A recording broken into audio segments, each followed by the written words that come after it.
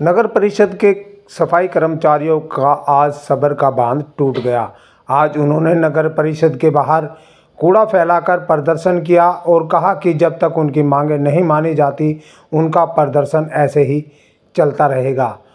उन्होंने साफ तौर पर कहा कि अगर उनकी मांगें नहीं मानी जाती है तो उनका प्रदर्शन उग्र भी हो सकता है।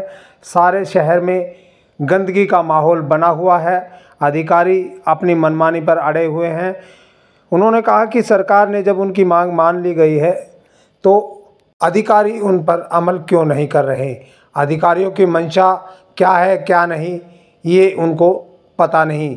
आज नगर परिषद के बाहर कूड़ा फैलाकर नगर परिषद के सफाई कर्मचारियों ने प्रदर्शन किया और प्रशासन के विरुद्ध नारेबाजी की। प्रधान शिवम चावरिया ने कहा कि आज शहर में गंदगी का माहौल है, इसकी जिम्मेवारी सिर्फ और सिर्फ नगर परिषद के अधिकारियों की है। डीएमसी साहब उनकी बात नहीं मान रहे। कई बार नगर परिषद के कर्मचारियों को आश्वासन मिल चुका है, लेकिन अब वे आश्वासन के सहारे नहीं रहेंगे। आज हमारी हड़ताल 7वें दिन में प्रवेश कर चुकी। ना तो कोई प्रशासन सुधि ले रहा, ना अब तो कभी सुधि ले ही नहीं रहे। और हम शहर को देख रहे, शहर बिल्कुल छिड़ रहा है। शहर में जगह हमारे गंदगी के ढेर लगे हुए हैं। हम मांग कर रहे अपने समान का वेतन एरियर की कर्मचारी को पक्का किया जाए। जब सरकार ने लेटर जारी कर रखा तो हमने पक्का करो। जब ये कह रहे भाई उसमें साफ साफ दे रखा 5 कमेटी बिठाओ, डीएमसी डीसी एसडीएम जो भी 5 कमेटी बैठ के कर्मचारी पक्के होने उन्हें पक्का करो जब लेटर है तो।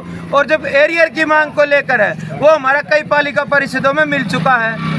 अरे हमारे डीएमसी साहब ने कहा मेरे हाथ में कोना, तो वे भी तो डीएमसी साहब हो गए, वे भी तो कुछ हो गए, डीसी साहब हो गए, वहाँ भी जहाँ मिला है। हमारा कहना ये है, हमारा ये कई जगह पे मिल चुका।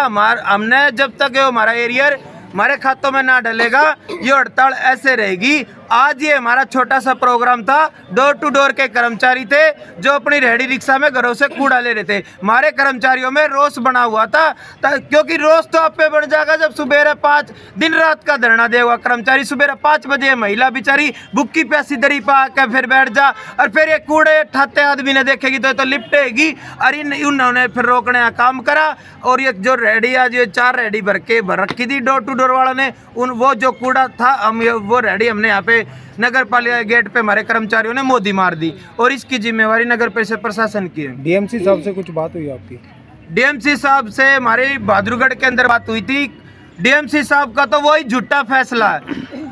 और आज के टाइम क्या कदी से देखते आ रहे वक्तम को कोई जाना है, लिखतम ने भी नाट रहे तो वक्तम ने हमके मान जाएंगे। लिखित रूप के फैसले पे कोई एग्री नहीं। डीएमसी साहब ने 20 दिन का हमें समय दिया था, 20 दिन में आपकी मांगों का समाधान हो जाएगा। 20 दिन जाए भी 4 महीने बीत गए, आज तक तो हमारे खाते में एरियर आया को नहीं।